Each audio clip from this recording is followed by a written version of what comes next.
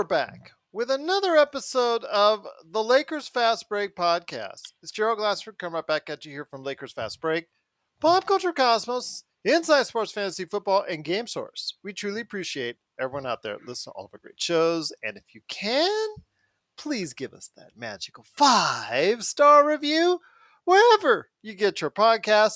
Plus, if you can like, share, subscribe, that's right, subscribe below Joe Soro, aka Ox1947 today, right there for you at Lakers Fast Break on YouTube, so you can get the latest notifications on when we go live on the air, especially when the Lakers win like today. So go ahead and subscribe today at the Lakers Fast Break. Appreciate it. Thanks so much, Valve, for stopping by. Go ahead and subscribe. Be part of the action. Great to have you in the chat. The world's best Lakers chat room right there for you at the Lakers Fast Break. Thank you so much for watching and listening. Plus, also as well, if you can like, share, subscribe, follow, or do whatever it is that you can to go ahead and support us right here at the Lakers Fast Break, Pop Culture Cosmos, Inside Sports Fantasy Football, Game Source, of course, the great folks at LakersBall.com.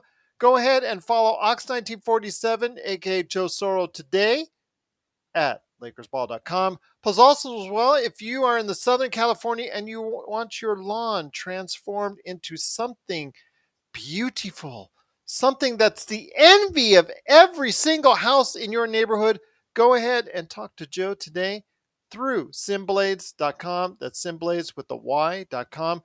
Plus, you know what? We also have here the number one Lakers blogger that's out there, LakerTom. You can go ahead and catch his latest article today at Lakerholics.com. Plus, also as well, Yummy Sweet, aka Jamie Sweet, with his 5 Things articles. You know, Jamie Sweet is going to post something really cool and fun with his latest 5 Things articles on tonight's game, and that's going to be at Lakerholics.com.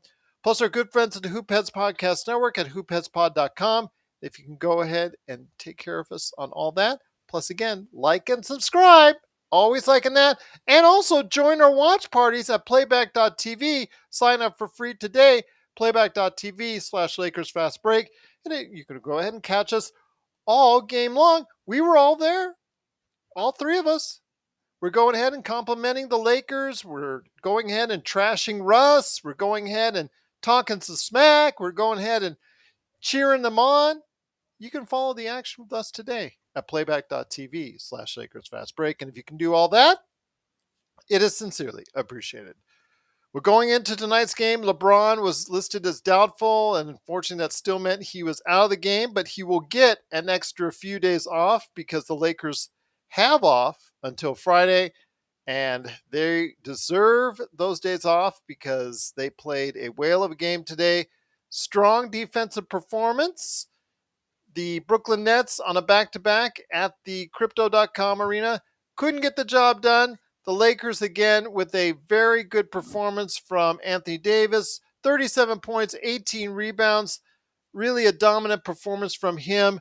Also holding the Brooklyn Nets in check as well. I mean, just a really good performance overall. Lonnie Walker IV chipped in with 25. Austin Reeves chipped in with 15.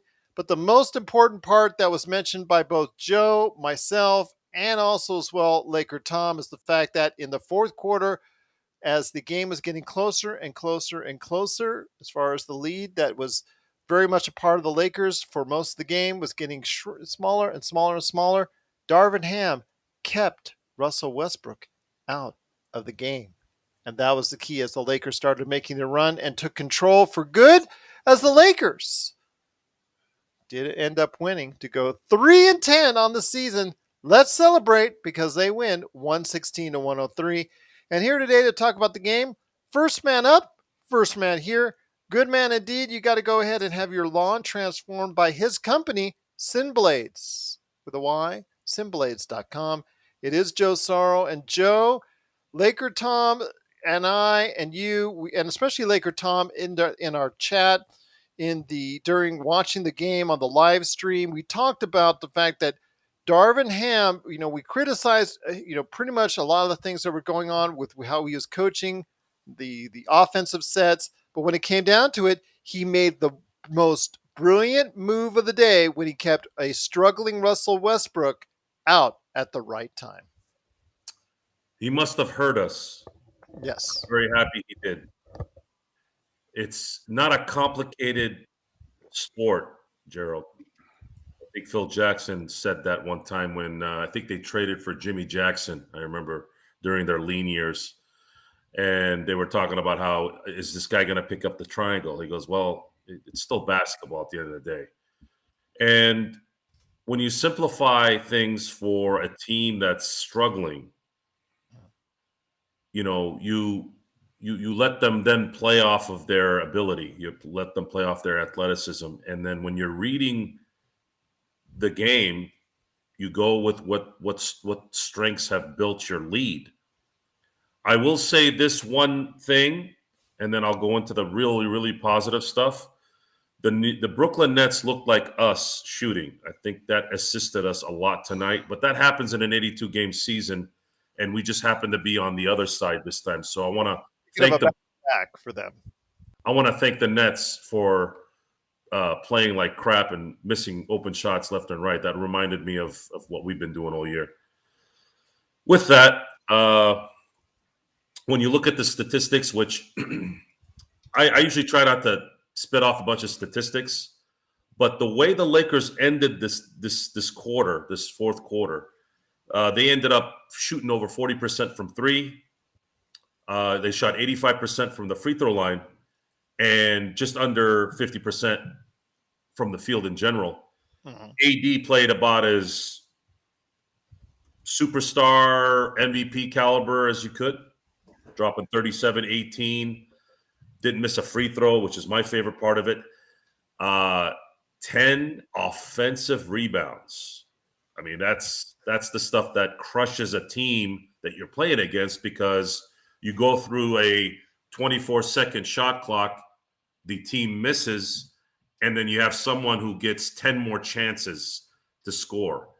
It was a very very nice, relaxing win. There was some tense moments there when Russell Westbrook was starting to falter, but luckily Darvin Ham heard us, or heard the conscience in his head maybe to take out that problem and letting Lonnie Walker control the ball and allowing some form of a threat at the outside, and surprisingly some movement to the basket. I did not expect Lonnie Walker to be someone that could handle the ball and get to the hole and draw someone there enough to where they could lob it to AD. I saw some really good basketball today. Probably the best basketball I've seen all year. And I don't expect the Lakers to shoot the way they did. Unfortunately, I would love for them to shoot the way they did. We would win a lot of games. But maybe some morale boost, maybe. And I'm gonna admittedly say, after Tom is done speaking, I'm gonna admit that there's some things that have changed, and this is part of what I think is going to be important for the show and our fans. Is just because someone says something 2 weeks ago doesn't mean we don't change our mind in 2 weeks. We have to read what we're watching. And I'm going to let Tom go through his opening here, and then I'm going to tail into what he says into something that we've discussed before the show started, because I think there's something that needs to get done here at this point. This needs to get done. It's not about the future anymore, or at least the distant future. It needs to be something now because this could be catastrophic if it isn't addressed. Well, the Lakers do get a little bit healthier over the next 3-4 days because they don't have a game now until Friday. Plus, there's rumors that both Thomas Bryant and Dennis Schroeder are going to be back in the lineup, or at least available for Darvin Ham on Friday's game. Plus, you assume if it's a day-to-day injury with LeBron that he's going to get about 8 days rest between then and Mm-hmm. when he got injured. So if that's the case, he might be maybe back for Friday's game against the San Antonio Spurs. So I'm definitely looking forward to that. Zangerstein says this team has a chance. Lonnie and the others are good. They just need to be slotted on their roles. Also, as well, when you see Russ struggling, I mean, LakerTom, and pretty much everybody here was calling it in the first and second quarters. When he's struggling like that, he is absolutely of no use to you. It seems like it's 6-on-4 at times, And really, you got to make the move and just be brave enough to get him out of the game and keep him out of the game. He finally did that in the fourth quarter, and the Lakers made their run that finished off the Nets. And here today to go ahead and expound on that. Good man indeed. He's the number one Lakers blogger that's out there. Everybody has smiles today. It's all good. Absolutely everything good. Yep, shaka bra. It is LakerTom. LakerTom, great to have you here. Lakerholics.com is going to be up in an uproar. Everything's good right now because the Lakers won and they played extremely well. Well, it's the kind of response that you really want from a team when they're down. When you hear LeBron being very honest about the status of the team, and Anthony saying basically that the team's chemistry and everything was a 2-10 team. And they've had this pressure, they were supposed to these first two games that they were supposed to be the games that they were going to really, they were supposed to win the next 10 games and show the team, show the front office that they're worth spending 2 picks on. So this was I tell you, I was watching the huddle as they broke the huddle there, and we had the watch party on, and Joe and I were looking at that, and I said to Joe, I don't see him, Joe. I said, I don't see him out there. I said, it looks like Max Christie is replacing Russell Westbrook with 8 minutes and 28 seconds to go and a 6-point lead. And I'd said earlier in the broadcast, if he doesn't pull Russell Westbrook in the fourth quarter, that'll determine who wins this game. And Darvin Ham did the right thing. He pulled Russ out. He put the kid in, the kid that Gerald says should never play. And basically, the team went on a route there and played just terrifically. The other thing he did is that when you have Russ and AD on one side of the floor as the two guys that are handling the ball, that makes it so easy not only to double team AD, but also just to leave Russ open and dare him to shoot. Well, if you give the ball to Lonnie Walker because you don't have Russ in the game, and Lonnie Walker all of a sudden is a guy that you can't leave alone, because if you leave him alone, he'll do what he did tonight, and he'll hit 3 threes at a critical time, and they'll win the game. And that just shows you how important just even one Buddy Hield, one Joe Harris, one guy like that who other teams just cannot leave alone, and they have to attach somebody to him. Those are really important. And then getting somebody like Miles Turner who can handle a lot of the banging that, we need more than Wenyen Gabriel as our backup center, and we need more as a starting center. We need some size. We played well. We won the points in the paint. We won the rebounding battle. We won the 3-point shooting battle. That's really where we won the game. And we played great defense. I mean, they had won 4 straight games holding opponents under 100 points, and had the number 1 defensive rating in the last 4 games in the league. And they came in here and we whipped their ass. So this was a big win for the Lakers. It does a lot for them because first off, it gives them that, you go to that 4 days off with 3 new guys who are going to be in the lineup, and you go with that 4 days off, and it gives you the opportunity to put some things together and have a positive attitude for a change and so forth. The other thing I think it'll do, and I'll let Joe take it from this point, because we talked about this before the game. I've said that there's tremendous pressure on the Lakers to do something because they just cannot tank the season. They've already promised LeBron that they would trade the picks. They've come out and said that Rob is going to be the guardian of his legacy as a Laker, and you can see already that there's been complaints by the players about, and the fans, imagine what it's going to be like if we really tank this season. And Joe will tell you why they absolutely cannot tank the season, just because there's this one other factor that is just a killer. But you take all of the other things what the fans are going to feel, this team cannot go through and play with the 3-10 record for the whole season. And they're going to be something like that if the team doesn't do anything. So there's one other factor that seems to be coming into this whole situation of, I think tonight is going to encourage, I think tonight will give them some confidence that, hey, this is bubble AD. It may not be the same shooter as Bubble AD, but he's even more dominant inside. And he showed that tonight. And he played, he's been sick. He played with heart. I don't think you can doubt that. I think he may not be as great as LeBron ever, but he's the guy, and we may need other guys to come in to join him.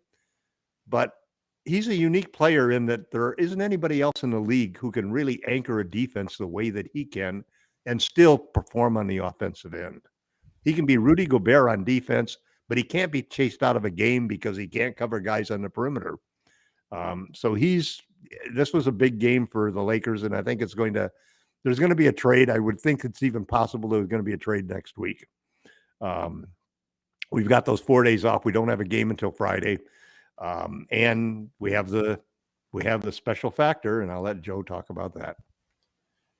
Richard, I will say that yes, we have heard the Bradley Beal rumors.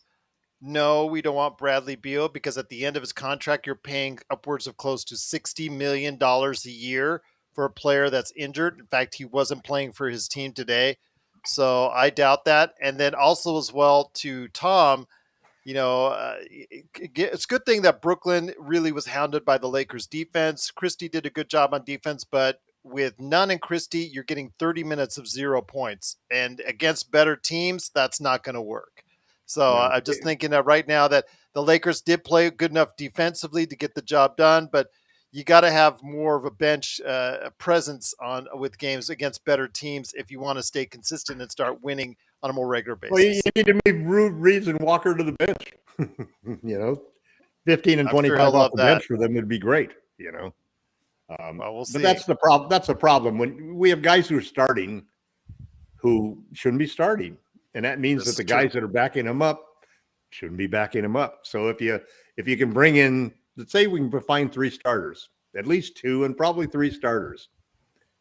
I think that's a doable thing. We can find 3 starters, and then that'll take 3 guys who are in the lineup now and make them the 6th, 7th, and 8th man. And that's how you build the team. You just can't sit there and say, we're not going to make any changes simply because none of them will make us the team we want to be. That's an idiotic stance to take. I'm sorry, say that again. What? Say what again? What's an idiotic stance to take? To basically take the team and not improve it at all because you can't improve it to be as good as you want it to be.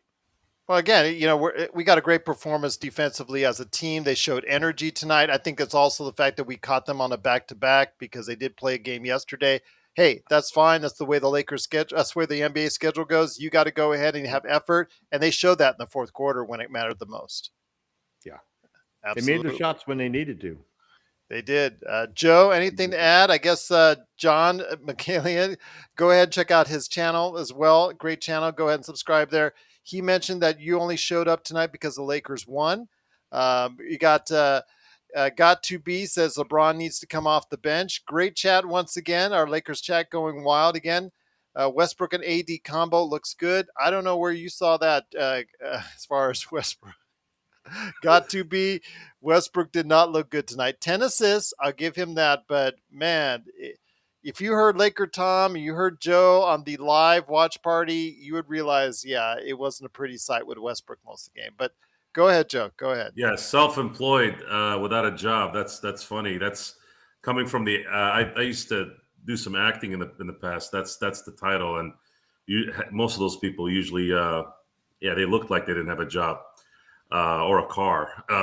But anyways, enough of simpletons like John. Let's talk about some real studs here. Like Zanger said something that I kind of caught my attention here. And it's going to segue into Tom's dream trade this year, which initially was not supported by me.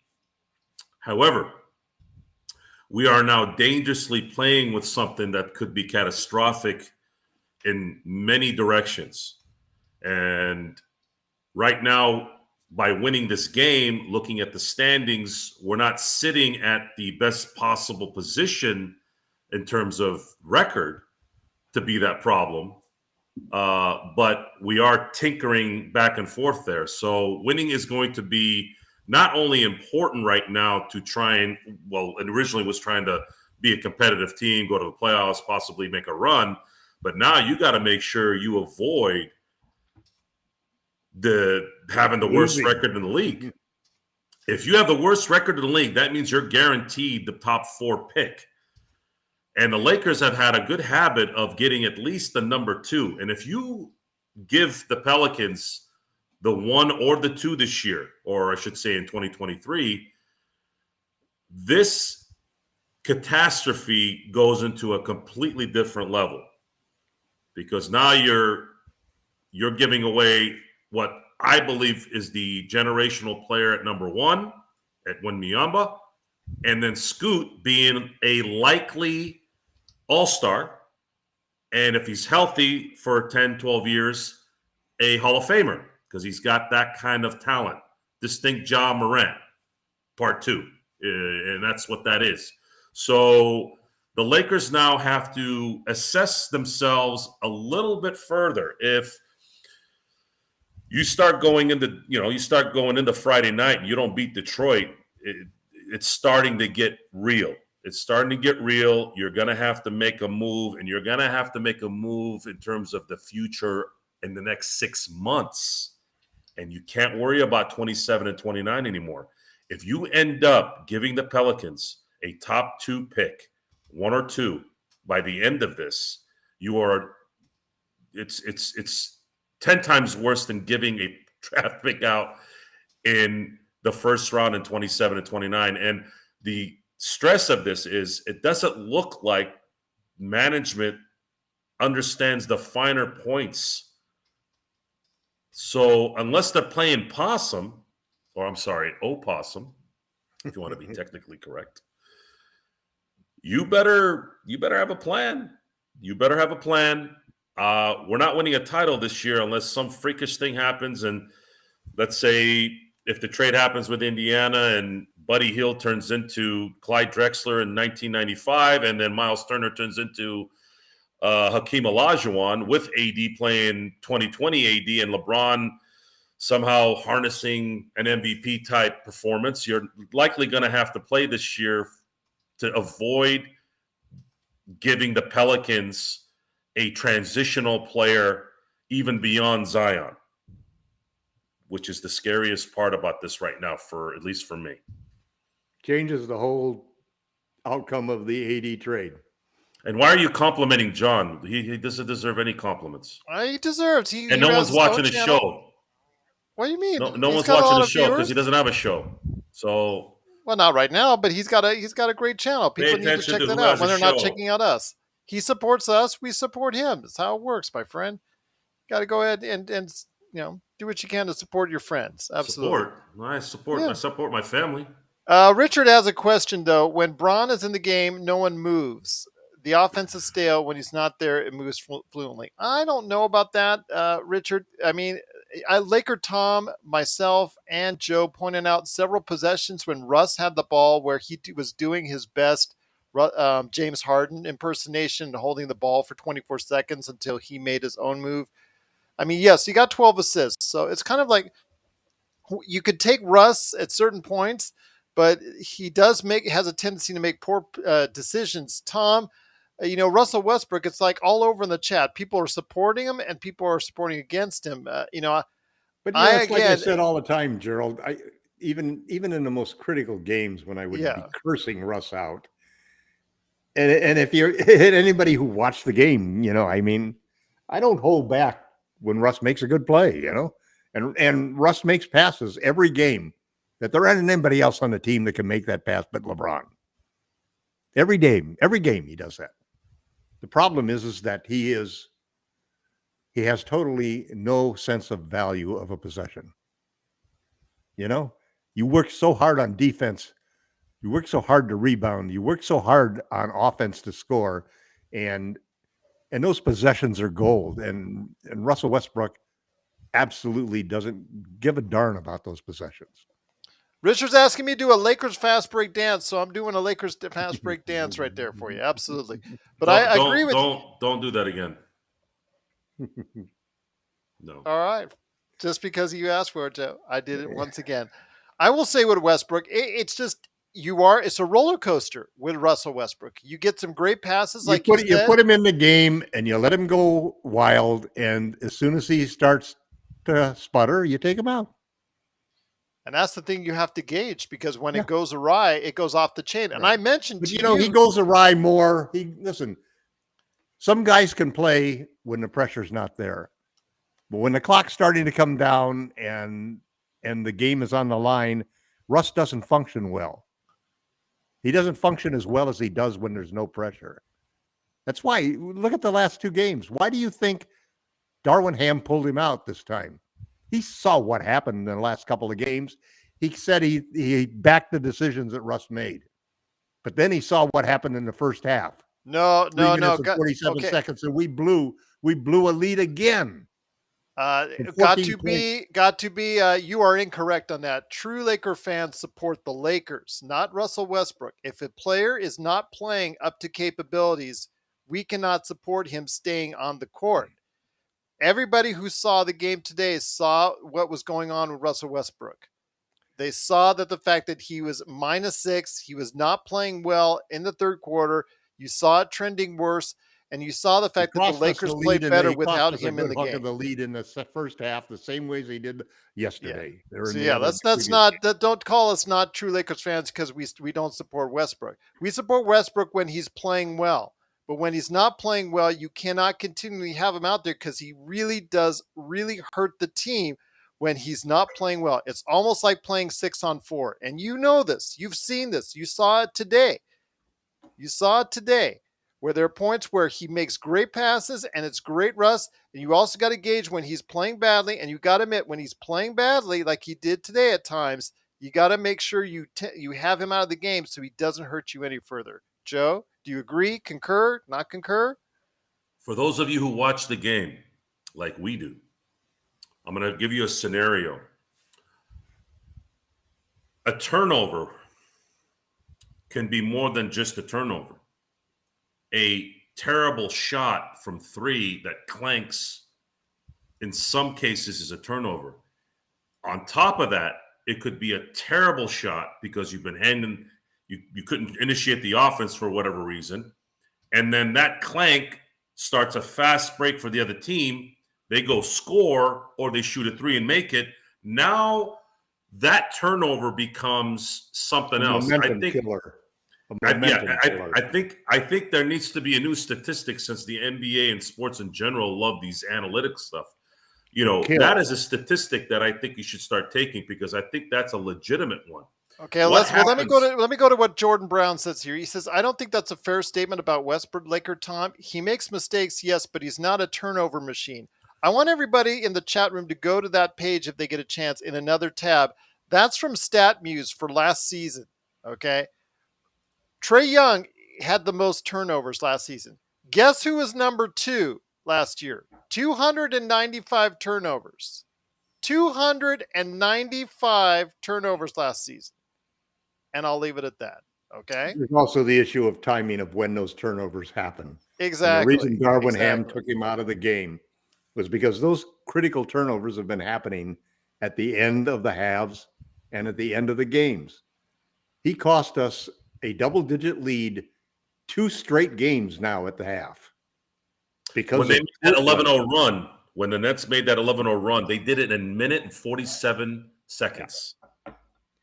A minute and 47 That's the moment when I said to Joe, if Darwin Ham plays Russell Westbrook in the fourth quarter, we're going to lose this game. Mm-hmm.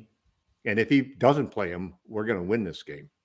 And again, it's not we're not trying to disrespect him as an individual. He is an MVP.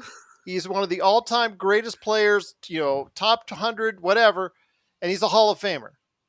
But again, it's about how you're. And he's done a great job. He's done a great job of adjusting expectations and playing. Well, they think when we're attacking they think we're attacking Russell Westbrook, we're attacking him as an individual. We're not.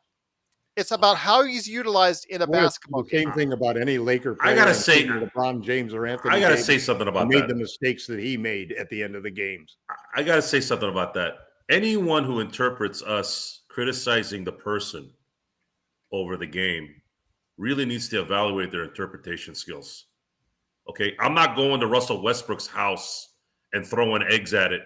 Okay, I'm not going online and going, Russell Westbrook needs to go change his shoes or whatever. I think this is kind of ridiculous. I don't care if I need to set the record straight here. I do not care about the players' personal situations. Everything I say is about their game. It's about their game and their decision making according to basketball. Now, the outside influence, which is something that LakerTom had already pointed out, that he's sick and tired of it, and a lot of our people are sick and tired of it. But unfortunately, things keep happening, and it becomes the topic of it's because it's involving basketball. It's involving the league. So we got to get out of this personal stuff. It's getting out of hand now. We are criticizing basketball decision making. We are not criticizing what Russell Westbrook does when he goes to the supermarket. You see the difference? You ever see me say, did you guys see what Russell Westbrook did yesterday? He parked in a handicap spot. What a demon. No, I don't care if he parks in the handicap spot. That's the meter maid to deal with. I don't got time. I got too much stuff to deal with that. And Russell Westbrook. Well, hold on. And to got to be, yeah, LeBron, we have criticized LeBron this year. He is not shooting anywhere near what he shot in previous seasons. He is He struggling has the this lowest year. plus minus on the entire team. Yeah, before we'll this call game. it like we see it here at the Lakers Fast Break. So it is not the same LeBron that you had I last posted year. that on Twitter. I posted that on Lakerholics.com. Yeah, so we're not 100% behind LeBron as far as him being, doing great this season. He's been injured, he's had illness, but he's also not playing well, and he's also 38 years old, playing 36 minutes a game. It's all Also, starting to add up. based off of basketball, what does LeBron-centric team need? What is the best remedy or best shooting?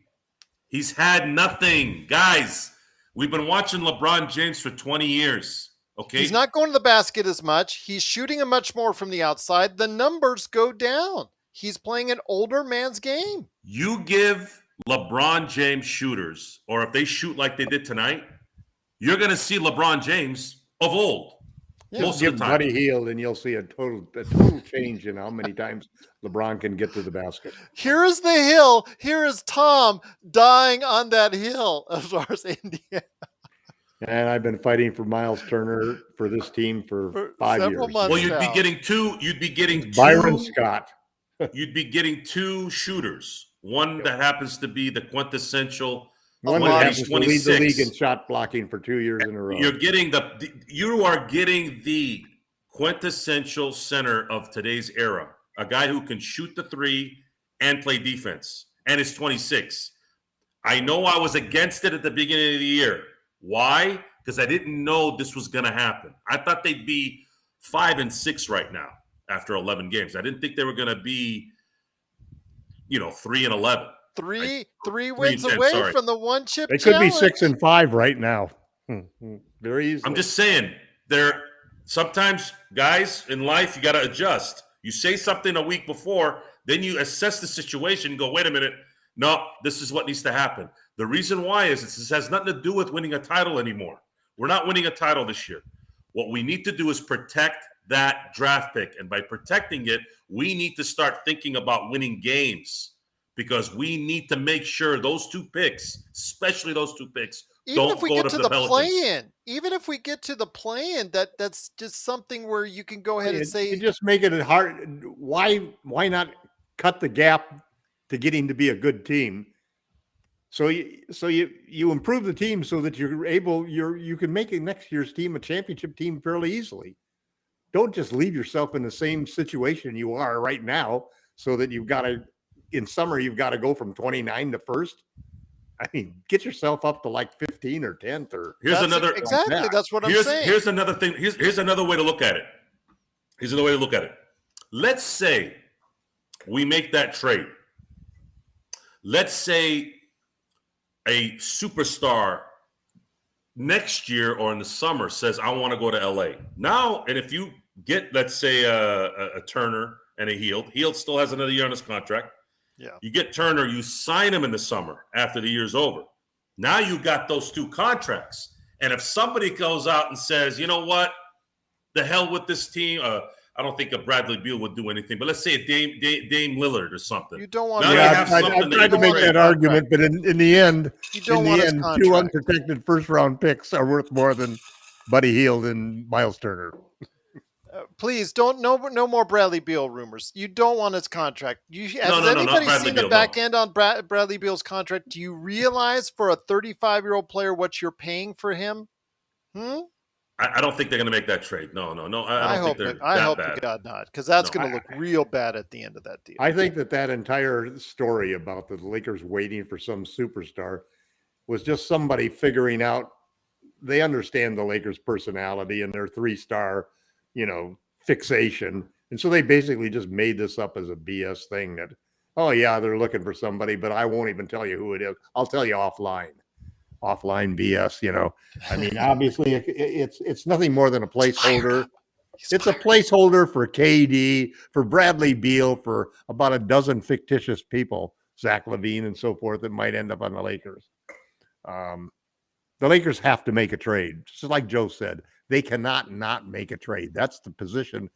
That's what Rob Pelinka is going to be one of the luckiest SOBs you've ever seen, because he's going to be forced to make a trade he didn't want to make, and it's going to turn out to save him, because the trade will work, and he'll come out of this smelling like a rose, even though he almost totaled the team in retrospect.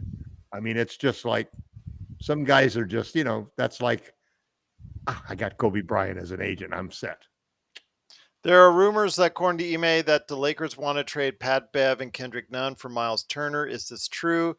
I don't think it would be good on Indiana's side, to be honest, although that is a lot of money coming off their cap as far as expiring contracts. I think they do it. They do You're it on for mute, the Tom. 2 picks. I don't have you on mute. You're on mute, I think, on your end. Just let you know. I think they do it. They do it on. You. They do it on. I haven't touched anything. Can you log back in? Log back in, and you'll be all right. Log back in, LakerTom. Log back in, and I think you'll be able to be all right. Yeah, his sound went away real quick. Go ahead, Joe. No, at this point, you have to. You got to do something. You can't risk. You can't risk having the 1 or 2 worst records in the league. And yeah, this was a nice win, but guys, if you watch the game, the Nets were missing the whole game. That's not going to happen regularly. Teams. I swear I didn't touch a button, LakerTom. I swear. Okay. There you go. Okay.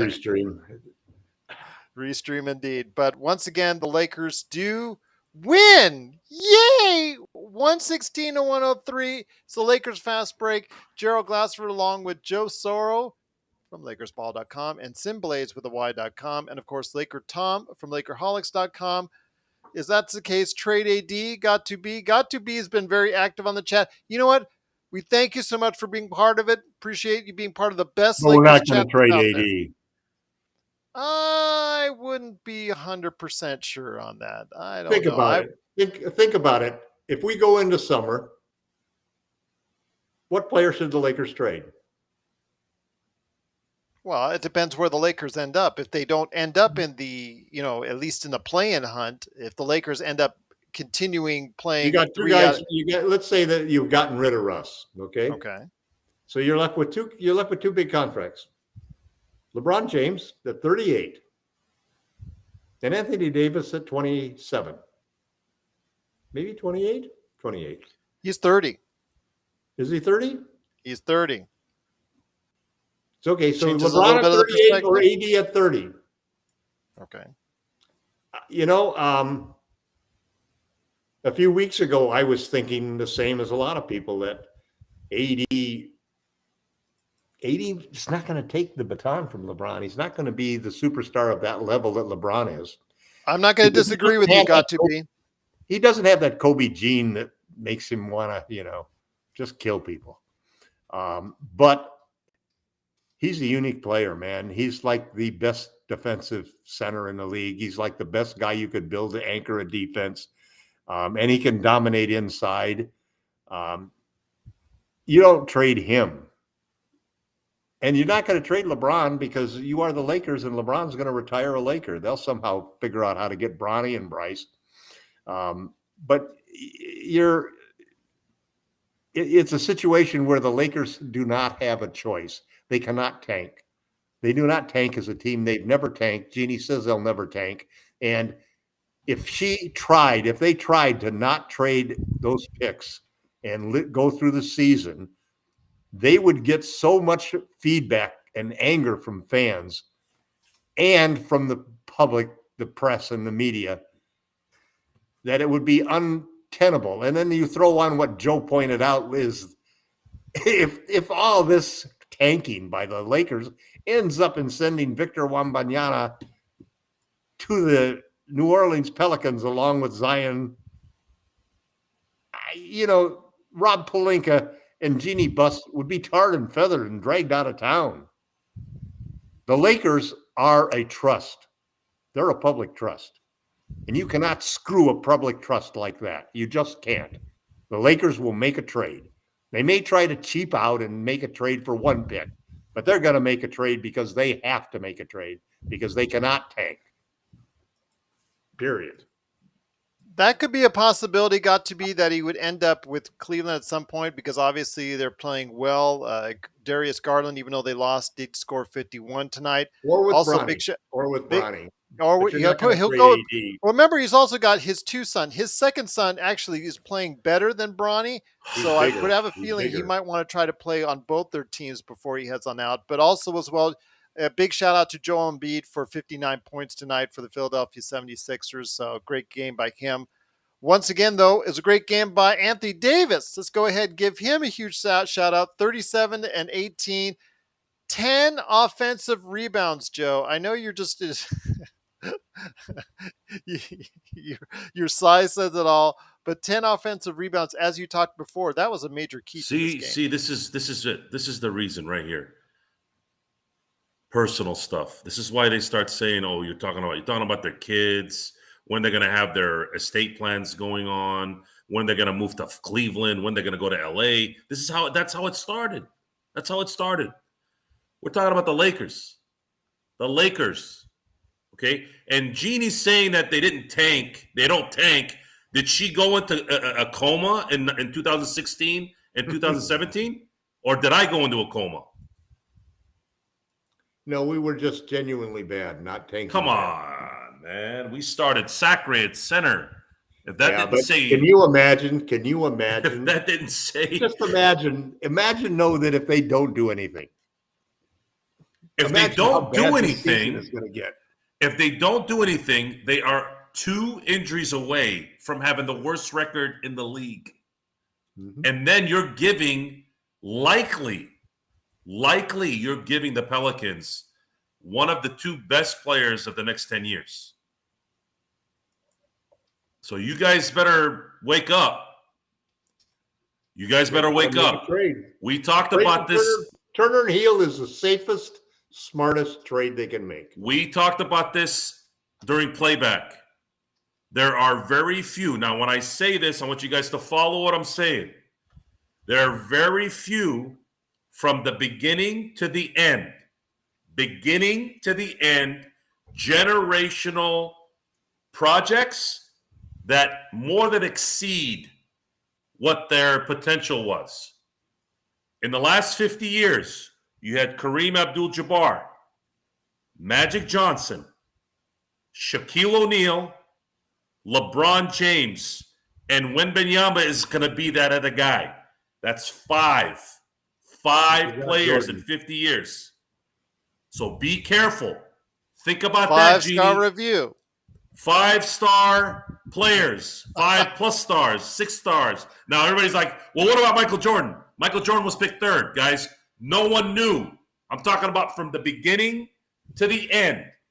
Beginning, not Larry Bird, not Karl Malone, not John Stockton, not Charles Barkley. No, those guys were not. No one knew until they knew they were good. I'm talking about they dubbed these guys from the beginning that they were going to be great and exceeded it. Kareem, Magic, Shaq, LeBron, and Wembanyama is going to be number 5. That is a multi-generational player.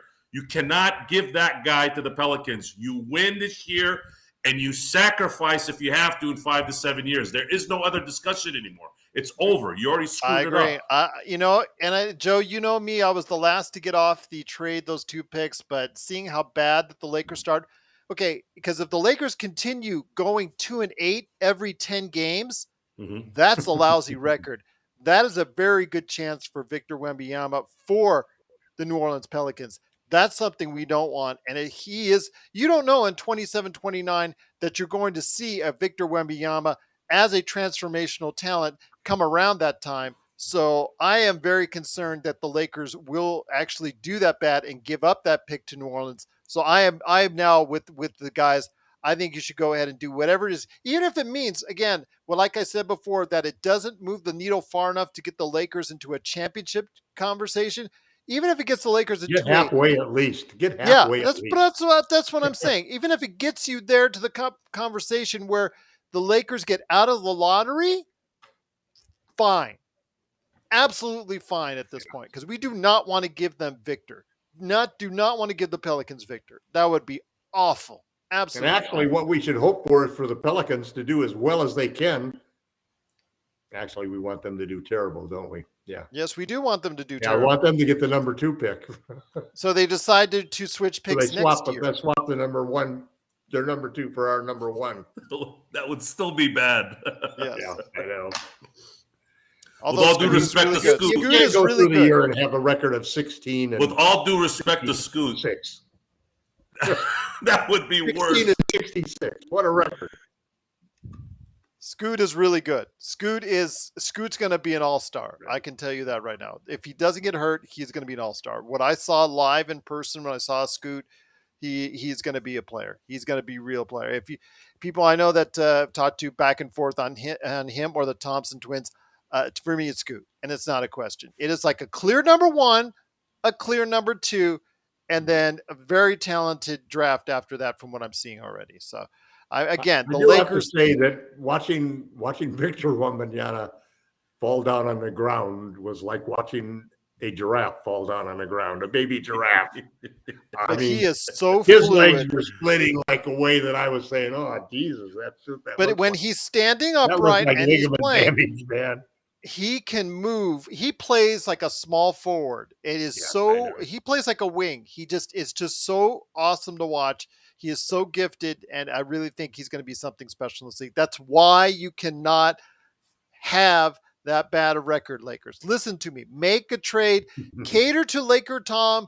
Make the trade. Even if it gets you to mediocrity, it's worth giving up for because Victor. Well, it'll also save LeBron and AD. I mean, Yes. the one thing that LeBron wants is a shooter. And the one thing that AD wants is somebody to play center. And LakerTom, I know you just didn't. I know you've been saying it. Let's say they do make the trade, and it does go right. It does go off the rails, and the Lakers end up being. You can always trade AD. Yeah. You can always trade AD on the back end. You know, for a package. Well, the whole point of doing that trade, first off, you don't trade either one of those picks under any circumstances for players that have an expiring contract or that you're not going to sign an extension to. You trade for keepers. You don't give up an unprotected pick for anything but keepers. They may not be superstars, but they got to be guys who you figure that, okay, these guys can be here 5-7 years, you know. That's what you trade for Buddy Hield and Miles Turner, because they're both under 30. They're guys who they fit the window of Anthony Davis.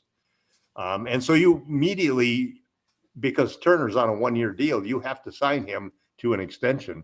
And you sign him for a 1+1 to make it match up with LeBron and AD. So you got 2 years for that. You got 2 years basically where you're going to have these 4 guys. And that's what you're betting on. And like you said, you can still pull the trigger and trade them, especially in the following summer, because it's going to be expiring contracts and so forth. Jim, even if the Lakers do, win the lottery and pick number 1, or AKA New Orleans, don't burn your Lakers gear. There's no need to burn your Lakers gear. Although a lot of people were trashing the Lakers gear tonight as far as awful Clippers wannabe uniforms. Those uniforms were terrible, man. Those were terrible. whoever signed off on it. I mean, they ought to publicize the sales of the different jerseys, because there's some of those jerseys that those marketing people have to predict is going to be a dud. I mean, I wouldn't buy one of those jerseys. It all depends. We'll see. We'll see in the. You can actually follow and track the sales. There's actually ways you can go ahead and do that. Really? I believe there is. Yeah. So I'll leave you. I'll let you. You can do a special Lakers fast break on that. No, I don't think so. That would be that's reaching. Yeah. All right. We'll go deep in depth. This is Gerald directly here at NBA.com store. Yeah, because Gerald likes to always talk about money, so that'll work. Absolutely. But, money makes the world go round. And, when I tell you it's not about money, it's about money. So is diseases. Well, it's money or love makes the world go round, and it's about the money. All right. So once again, money or love make the world go round. Well, I don't see much. I don't see much love happening right around the world right now. Okay, we need to see a lot more love. We need to see a lot more love. Love for the Lakers. Love for the Lakers fast break. How about that? Love for Lakerholics. Love for LakersBall.com. Love for Sinblades with the Y. Sinblades.com. How about that? Give some love out there for that. How about that? Sure. Well, people love the service. Okay. You can go on the site and see all the 5-star reviews. But yeah, it's always about the dollars. It's always about the dollars. See, but they can't pay you with love, Joe. If they want their lawn transformed, they can't pay you with love. They got to pay you with dollars. True. I'm not saying it's not important. I'm just saying it's not make sure you don't compromise your ethics. Let me say something as somebody who's older than these two guys. Okay. I've literally made and lost millions in my life, and there's nothing more important than love and family. Period. And however long it takes you to learn that, that's the lesson that you really need to learn in life, because other than that, you can have the most money that you could have in the world, and you're not going to enjoy that last few minutes of your life. Can't take it with you. Nope. But you can leave behind a family. You can leave behind a family that's taken care of. You can leave behind a family that believes in the right things. And so Gerald, did you hear that? That was beautiful, guys. That was beautiful. So beautiful. Almost as beautiful as the Lakers winning tonight in a cruise 116-103. Once again, it's the Lakers Fast Break. We truly appreciate you being part of it. Joe, you mentioned something that you wanted to talk about as far as this topic. I think that you're seeing, we talked about it briefly before we went off the air on our live watch party, but it's something that you wanted to go. Oh, Nick Wong, much love, LakerTom, right back at you. Oh, there you go, love and family. Almost on cue. There you go. Nick was watching. All right, there you go. Awesome. Preach, LakerTom, preach. There you go. There you go, indeed. But before we head out, you wanted to go ahead and touch on a subject, I think, as far as the league is concerned, because we're seeing a trend in the league right now on, I'm not say the eve, because I still say it's probably about maybe 3 to 5, maybe even 7 years away as far as adding new teams into the mix as far as expansion is concerned. But you're seeing a little bit of a trend going on in the league right now. Joe? Yeah. Talking to me? Yep. You're the one who said it. Yes. I guess I got caught off guard for a second there. Sorry, I thought you were talking to Tom. I asked a question off air that, is this the most athletically gifted era of basketball? You have players like, heck, even Cam Reddish had 26 points tonight, and Shea at OKC had he's been playing off the hook. Yeah, he dropped 37. Joel, and I'm finally starting to look smart on Pokashevsky. Starting to look smart on Joel 59, Garland 51. You're seeing some just off the charts skills from what we would normally call the guys that are maybe borderline to good players. We're seeing them having these amazing games. Kyle Kuzma. Kyle Kuzma had a great game. I believe it was yesterday. Yeah, today So he kind of shot, but he's still 11 rebounds. He's able to contribute in other ways. it's we are our revisionist history is one of the diseases we have as people. We keep thinking that what happened before was better than what it is now, which is complete hogwash. There's a few things that are true there, but more often than not, if you're looking at it from the NBA standpoint, you're probably not going to be able to look back and see this much talent athletically and execution wise ever. And that's No, even saying, they also changed the rules. The take rule has really added points to everybody's scores. well, there's more possessions. I Yeah, understand that. it's, I think it's like 5 points per game higher than last year, Yeah. just because of the take. Now with that, I happened to look at a statistic while we were doing the show. That's, I think, never going to be equaled. John Stockton played 16 seasons playing all 82 games. And he played a 17th season where he played the full season, which was the strike season in 1999. And then the next one how was, many minutes a game did these guys play? A lot more than the guys today. So Stockton, I believe, averaged 37 minutes a game, I think, if I remember correctly.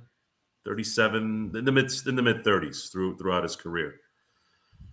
AC Green was second at 14, which I was expecting him to be number one. I had totally forgotten about John Stockton, even though he's one of the most durable players that ever played with Karl Malone. Karl Malone played 10. Jordan had 9. I think Otis Thorpe had 9. Randy Smith had 10. Just an amazing feat. I think that's the only thing the NBA is missing right now. And here's where it becomes important. If you're going to have these kind of performances, and the NBA wants to stop getting into this, always trying to fix things every time someone complains, fix the 82 game thing. Okay, try to enhance the game to the point where, or incentivize the players to play. Imagine if these guys are playing 80 games a season, these guys that are creating these amazing games, you're going to get a lot of people that are going to start watching. But if you're going to keep sitting all the stars and they don't know when they're going to be there, no one's going to really pump it up. And maybe you don't care. Maybe they don't care. Maybe because they have the $150 million a year TV contract, local contract, they don't care, which I wouldn't put it past Jeannie, even though she does say it. And even you just proved to me right now the fact that she said, if she had actually said that we don't tank, she's completely just, at this point, completely oblivious to how much of a liar she is. And it makes sense that she hired another liar like Rob Pelinka. But if this gets to Adam Silver, Adam, stop worrying about like stupid little things that have nothing to do with actually grabbing that audience and saying, man, if John Morant is playing in a January game on a Friday, I want to go watch that game. I'm going to go spend money and go watch that guy. How much better is it going to be to promote your game when you know that these guys are available game in and game out versus, oh, is this the week he takes a week off? So we want to start pushing this now. I want to start pushing, we're talking positiveness. We're talking about all these good things, okay? We're seeing some good things. We're telling you how some of the stuff that's coming out is actually good. The performances are good. There's a lot of good talent out there. AD showing up the last 2 games. Showcase it, guys. Showcase it. Look how different it is when AD is playing all the games, even though they've stunk all the games except for one. Feels good because I think some people that weren't paying attention said some things about AD. I go, whoa. AD's been here the whole game. Don't. He's been here the whole year. You only missed one game.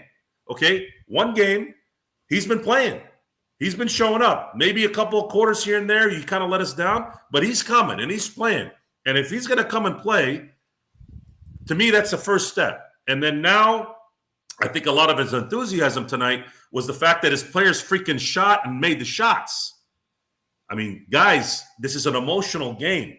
There's a momentum here. There's a feeling. There's relief. Like when he would do his thing and know that Lonnie Walker was going to make the shot, it changes your demeanor.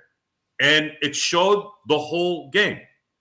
And winning, it's just like Shaq used to say, when you fed Shaq, he played defense. When you didn't feed Shaq, he didn't. Now, he was more vocal about it, more honest about it, but it's true, guys. These guys want to get fed, just like any animal, just like any human. You feed them, you get good results from it. Oh, there you go. Absolutely. Couldn't agree with you more on that. Good points by Joe. LakerTom, any thoughts to that? Yeah, it's kind of interesting. I'm looking at the stats from the game, and this is the defensive ratings for tonight's game, and it's really impressive. Net rating: Lonnie Walker 34.3, Troy Brown 33.4, Austin Reeves 28.7, Anthony Davis 23.1, Matt Ryan 19.6, Patrick Beverly 18.9. Then you had Wenyen, Max Christie, Russell Westbrook minus 57.1. Minus 57.1. How do you do that in a 48-minute game? I mean, and then when you look at defensive ratings, Lonnie Walker 91.9, Matt Ryan 93.8, Wenyen, Max, you all the way down, Anthony Davis 110. He's like eighth. And describe these numbers again, because Jordan Brown was asking the chat. Good question, Jordan. Yeah, they're the first numbers I went through were the net ratings for tonight's game, and they had all of the starters: Lonnie Walker, Troy Brown, Austin Reeves, Anthony Davis, Patrick Beverly. The lowest of them was 18.9. Russ was minus 57.1, and then that was Russ's defensive rating. I just think when it comes to Russ, you just got to gauge when he's playing well, and then when you see it going off the rail. If he's playing well, let him play. If he's not playing well, bench him. And most importantly, put him in the game when the game's on the line. And that's the thing that Darvin Ham and also before him, Frank Vogel was very hesitant on doing. Oh, they felt like, oh, well, he's a veteran. He's a future Hall of Famer. Oh, we got to play him X amount of minutes. Frank may not have had permission to do it. But Darvin Ham, Darvin does. They said that up until this point, has only had a couple times where he's actually put out Russ, and he's only sat out Russ for only small periods of time. Yeah. This is the first large chunk when it mattered the most that they really said, you know what, Russ, you're not playing well. You need to sit down for the rest of the night.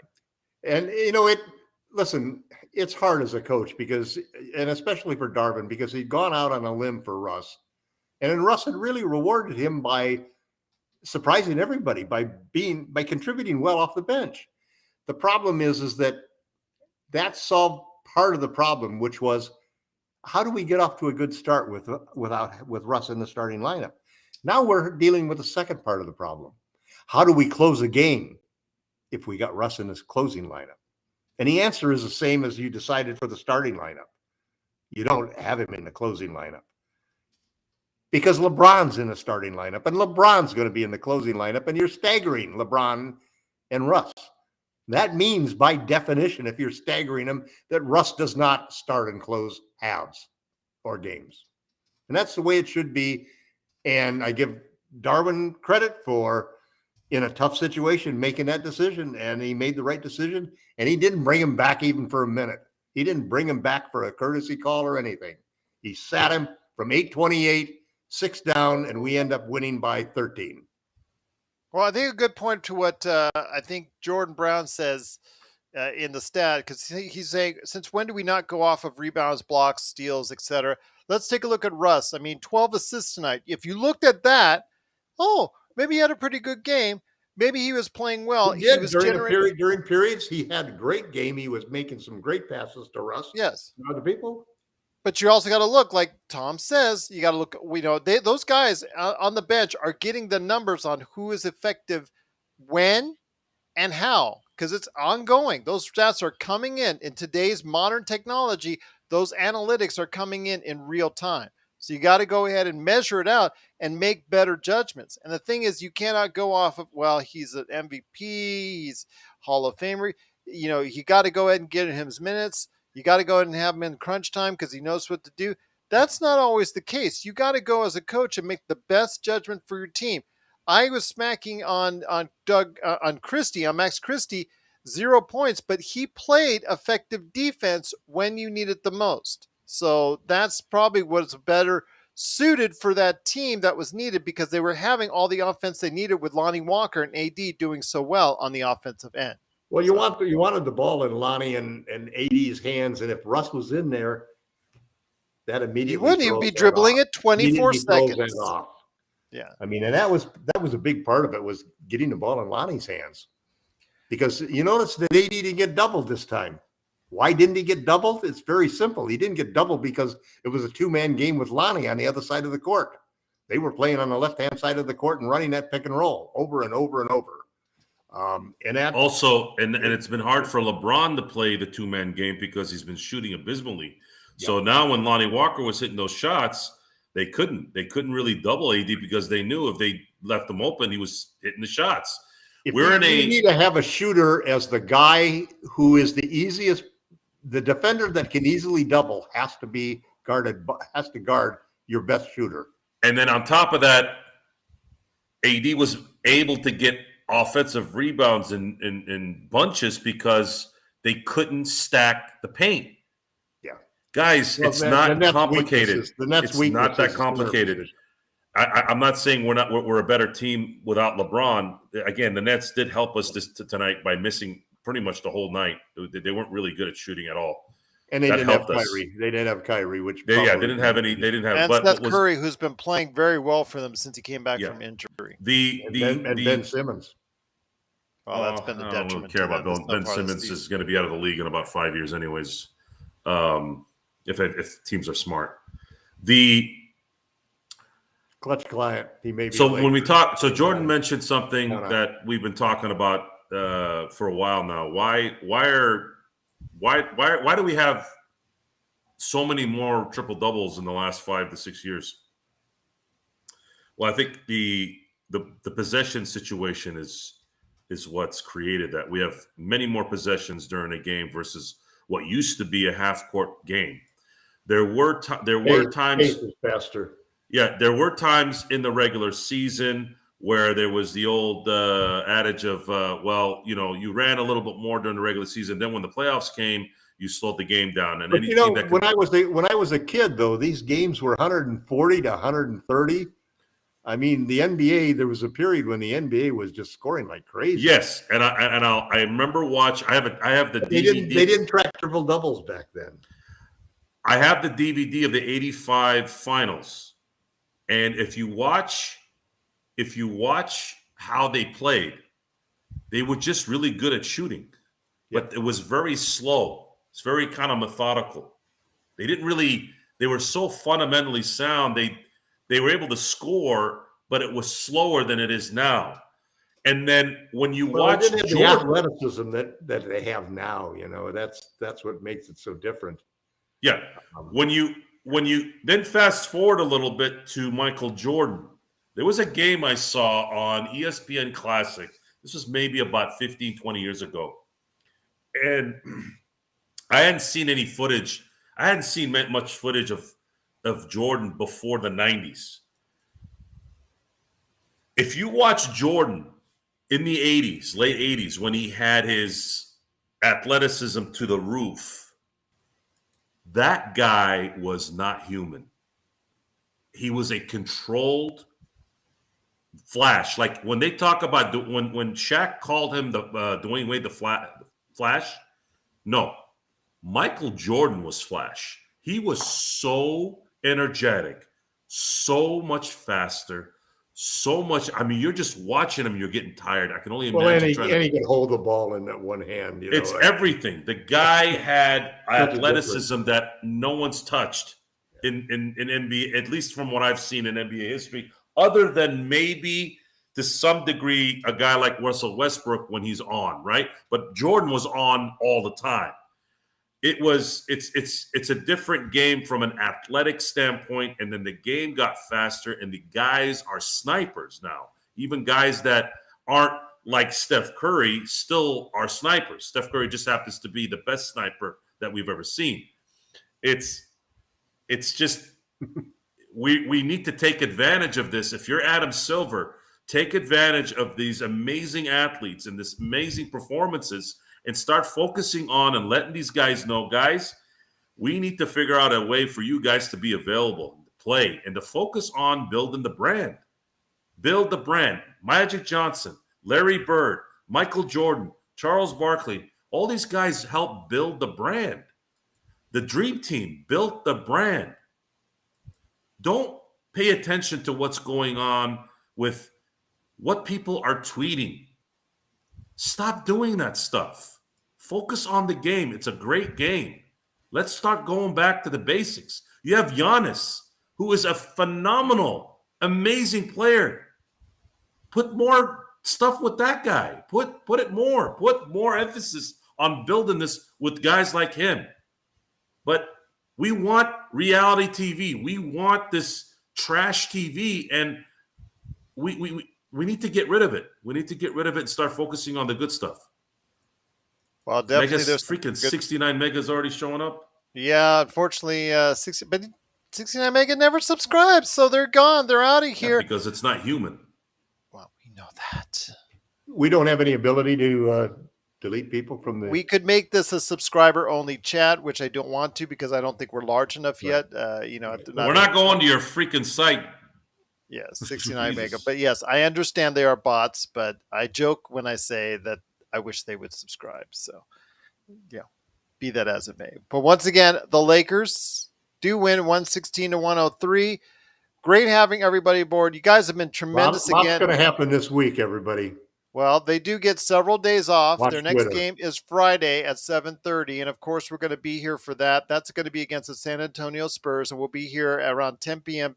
Pacific time after the game to go ahead and talk about it. Plus, join our live watch party Friday night, 7:30. LakerTom, Joe Soro, they're going to be there. Hopefully, Sean will be there too. Hopefully, you will be there. Had a lot of great people there tonight in the chat room at Lakers Fast Break on playback.tv. Go ahead and sign up for free today. Jordan Brown says 2 more games, Joe, 2 more games. Well, there you go. I will say right now, again, we've got some things planned for you this week. You don't have to have a buffer or some time off on the Lakers Fast Break because we got, of course, our weekly NBA observation show that we're going to do on Tuesday, 9 p.m. Eastern, 6 p.m. Pacific. That's 9 p.m. Eastern, 6 p.m. Pacific for our NBA observations where we touch on not just the Lakers, but everything going on in the NBA.